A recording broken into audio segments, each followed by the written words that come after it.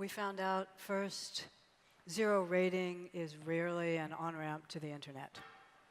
Zero rating is used as a cost management device by people who have access, along with switching SIM cards and managing what's free and what's not. And sometimes zero rating is the sole access that people get. So there is a subset of people for whom what's absolutely free via Facebook is what they get. But the idea that this is a taste that will lead people into the internet, actually our research doesn't bear it out.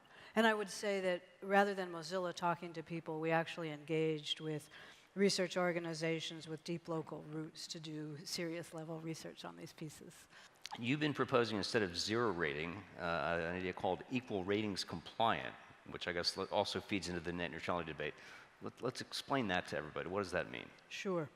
One of the questions that's come up with the affordability component of access is, if it's not affordable for people, then what? At one end of the spectrum, you could say, well, too bad. If you can't pay data charges, you're left out. One option at the time was zero rating, which was someone, originally sometimes network operators, would pay for the data charges for some very select set of content. And so that is a subsidized content, or subsidized data charges. Equal rating is the idea that, yes, we may be subsidizing data charges, and that subsidy should apply to the full range of content. So, for example, how many of us here, would happily live in one app all the time? Like, even if it's Facebook, where we may spend hours. Oh, especially not if it's Facebook. Lots of people spend many hours on Facebook and enjoy it. So I want to start from the assumption that you really love it, and you or I are one of those people who spends hours in it. Even so, is it our only app? And the number of us who live exclusively in Facebook is low. And so we should not aspire to that for the next set of people who come online. So equal rating is the idea that, like, the set of people who aren't online today as human beings should have the same degree of choice in the scope of what content is important to them as we value. So let's talk about the business development angle for ISPs. That's something I find fascinating about the net neutrality debate, because the unstated argument is, if you let internet providers turn this into a two-sided market, they charge me, they charge Facebook, they charge Google, then they'll have more money to invest. So you're saying zero rating hasn't gotten more people online. Do we know of any cases around the world where an ISP has been able to turn content into a two-sided market and therefore build out its coverage, its network, faster than they could have?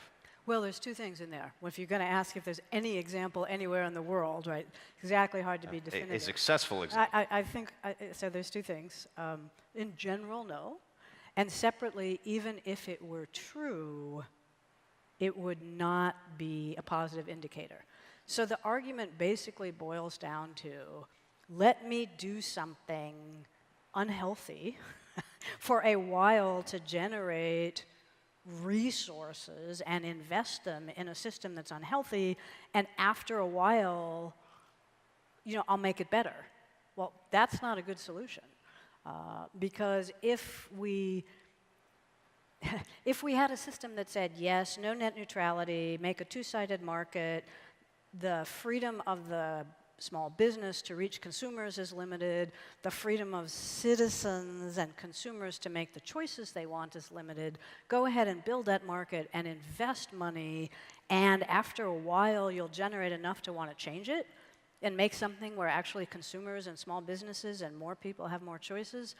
That doesn't work that way. And really, would we allow it in other parts of our life? Let me make a deal to you. I'm going to give your children an education that's extremely limited, and because then the school board's going to have more resources, sometime in the future I'll do a better education. Like we wouldn't want that trade-off, and we wouldn't make it happily or willingly in other areas. And so trying to make that trade-off for the network, the long-term benefit promised in the future is unlikely to emerge.